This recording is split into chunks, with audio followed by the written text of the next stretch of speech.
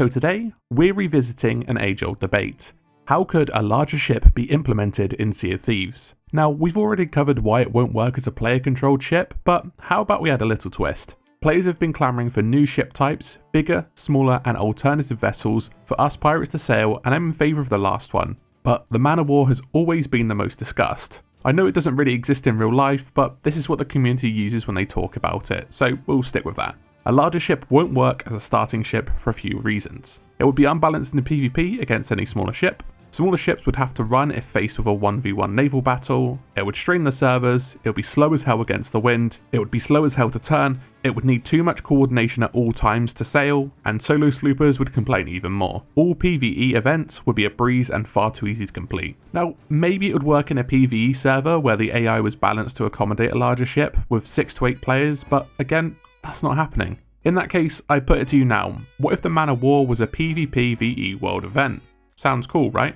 The goal of the event would be to implement a larger ship, which is semi-player controlled and not something that can be started out with. Anyone can access it and can be balanced for 1 to 4 players. It brings together PvP and PvE in a way we haven't seen before in Adventure, so sorry Arena fans.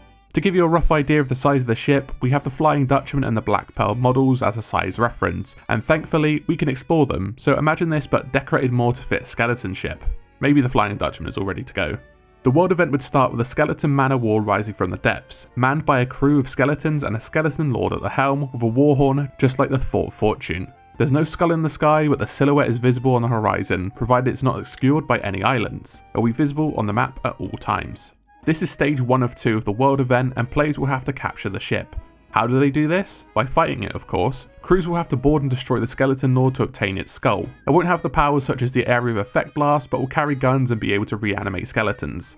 During this phase, the ship will fire back at player ships and AI threats, and you don't want to get caught in a broadside, think Burning Blade but on steroids. Once the skeleton lord is defeated, the skull needs to be placed in the captain's quarters, which will bring back the skeleton lord's spirit to sail the ship. For lore purposes, let's use the mutinous helmsman for this. This begins phase 2. The crew who managed to take over the ship now has to defend the skull from other attackers. The skeletons will become friendly and man certain cannons, similar to how Jack does in A Pirate's Life. If you die, you're returned to the man of war, but not your own ship. Once you capture the skull, the cruise ship is then dragged below the surface but is not sunk. If you have an emissary, that's kept. Smaller crews will get more skeletons just to make this actually possible while solo. The ship now has to embark on a predetermined route through the Sea of Thieves. If it begins in the north, then it will have to go southeast through the wilds, down past Ancient Spire, west across the Ancient Isles, and north to Sanctuary Outpost. Think of this as a similar route if it begins south of the map. Essentially, it will have to sail once around the Sea of Thieves. Well, why does it need to do this? It will have to sail through the rock portals to break the magic that binds the skeletons to the ship. The Order of Souls has put a spell on the gates which helps us free the souls of the undead. Once the loop is completed, the ship sinks and leaves its loot floating in the water, next to the outpost. The player's ship will then be dredged up by the mermaids as if it's a fresh spawn, so your supplies aren't saved but you're free to load it up again with any salvage supplies. The objective for the other crews on the server is to destroy the skull in the captain's cabin, as once this is done, the attacking crew can then place it there and that will become their new spawn point. The defending crew's ship is then sunk, any emissary is lost and they will have to respawn on their ship next time they die. Think of this as a giant game for King of the Hill, where crews will fight for control of the man of war and be able to cash in all the loot in the hold. The man of war will have its own supplies, but this will just be cannonballs and some food. Chain shots, blunderbombs and cursed cannonballs will have to be brought along with a storage crate, along with any additional supplies if you think you're going to have a long battle. The man of war is fat and slow, meaning it's slower than the galleon by a fair bit. This is done to allow any ship to catch up regardless of the wind speed. There's no running from this battle, it's defend the ship or die. Due to the nature of the event and the length of time it will take, expect the loot to be huge, bigger than any other event as it will spawn less frequently than the Fort of Fortune. I would suggest at least 2 chests of legends with some high value Athena items, 2 cursed chests of each kind, so chest of rage, chest of sorrow and chest of 1000 grog, 2 reaper bounties, a mix of any of the high value loot from gold hoarders, Order of Souls and Merchant Alliance, that way any emissary can really tackle this. Of course, this would come with new commendations and cosmetics for completing them, rather than just the loot you see. I was thinking some more skeleton themed cosmetics like the Bone Crusher stuff, but imagine melding that with some Admiral stuff to get the undead vibes going.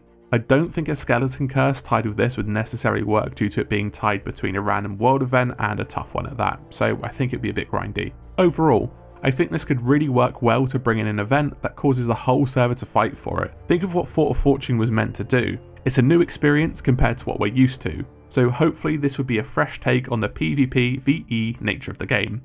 There are, of course, some issues with this. Even though Sea of Thieves isn't balanced with solos in mind, it still would be really difficult despite having AI companions. A good 4-man crew will be able to hold the ship, and reviving might be a bit overpowered in this instance, so maybe we could turn it off?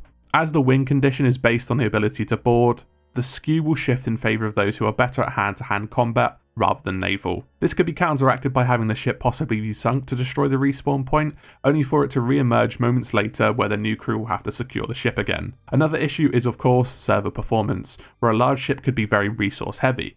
Although at this point, there'll be no other world events spawning and the server seemed to cope fine with the final boss battle of a pirate's life. Not to mention, it would be on rails rather than a free roaming entity, so maybe that would reduce the CPU strain. The design may be a little complex and is just a concept, so it's a bit rough at the moment. These are the sorts of things that keep me awake at night, so I just thought I'd share it with you guys. I'm sure a lot of you will have your say in the comments, so please go ahead. Thanks for watching. If you enjoyed this video, please do consider subscribing to keep up to date with the channel. We've got some new awesome stuff coming in the pipeline. Thanks again for watching, and I'll see you in the next video. Oh, and look out next week, Obsidian 6-pack giveaways are coming back with a little bit of a twist, so look forward to that.